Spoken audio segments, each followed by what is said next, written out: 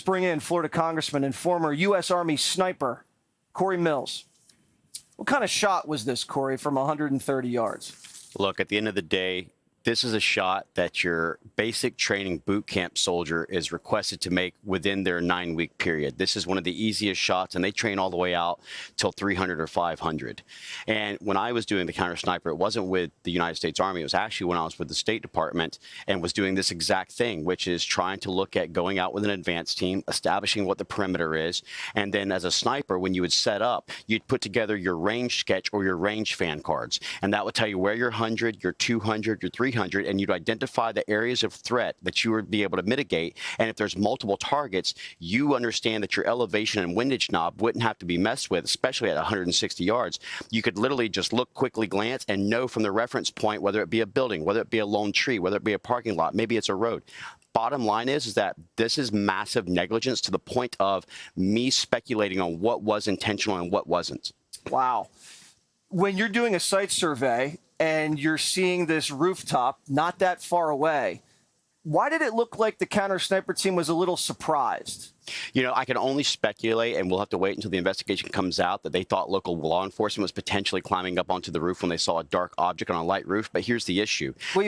You're saying maybe they misconstrued crooks for local law enforcement? It's very possible. I don't want to speculate until the investigation is over, but the bottom line is that if you saw someone climbing onto a roof that you hadn't authorized any clearance on, it's got a clear line of sight. It's exactly adjacent to the shooting where the president was sitting, and you're talking about a pop shot, and you got people yelling, and there should have been comms. The minute that local law enforcement, who apparently had a rifle pointed on them, there should have been an emergency frequent comms channel that they could have said, we have a shooter on the roof. Secret Service should have rushed the stage and immediately took the president and took him off, and then responded to the counter sniper. The shot should not have gone off. That is the failure in itself. You're supposed to be able to try, the best security is when you go in and you're actually able to prevent an incident, not react to an incident.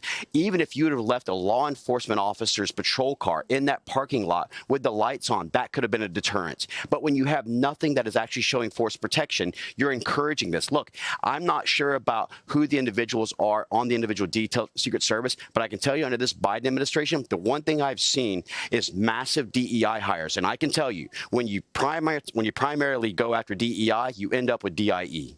So when you have these counter snipers waiting until 8 rounds are fired, what accounts for that? To be honest after with you, the first shot, you get a return fire immediately? The minute that a shot rang out, they should have already been on scope. Your spotter should have already have called the distance if you hadn't looked at your range card, and you should have immediately engaged. Okay. There should have been no reason to have waited a single second. Now, I talked to Eric Trump after the incident. Eric and I are both gun enthusiasts. We both shoot long distance. That right there is a pop shot. But he did say, I've gone out with the CS teams, and they are one of the best. He knows the service detail that's with them. They are loyal individuals who actually do care about the president. I can say that was relayed to me. But the bottom line is this is a massive security breach. This is a huge failure. At negligence is at best. But we have to figure out why something within 200 yards. Think about this, Jesse, 200 yards. That means that an average rifle that holds 1 minute of angle would hold a 2-inch grouping if you just shot it straight off the deck, meaning on a platform. So now you're talking about 160, which is 1.6 inches is what its grouping capabilities are. The average head is what? 6 by 8, shoulder to shoulder is 20 inches, head to waist is 40 inches, and President Trump's a very large man. This is a shot that within 5 minutes I could teach you to make 9 out of 10 times. So this is divine intervention. This is the God having his protective hand and wearing Ephesians 6, the armor of God, over the president, because this right here, a millisecond or a millimeter and change, and this isn't an attempted assassination. This is an assassination of a president. Yeah. The devil was in Butler, Pennsylvania, but so was God. Well, and I can say one more thing, if I may, which is that let us also remember that King Henry II went in and said, can no one rid me of this turbulent priest? And his knights went out and killed the Archbishop of Canterbury because they thought that was a direct order. What do you say when President Biden says it's time to put a target on Trump?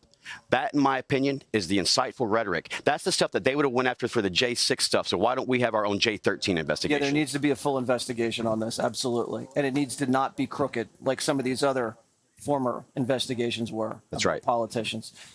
Mills, you're the best. Thank you. Thank you. Click here to subscribe to the Fox News YouTube page to catch our hottest interviews and most compelling analysis. You won't get it anywhere else.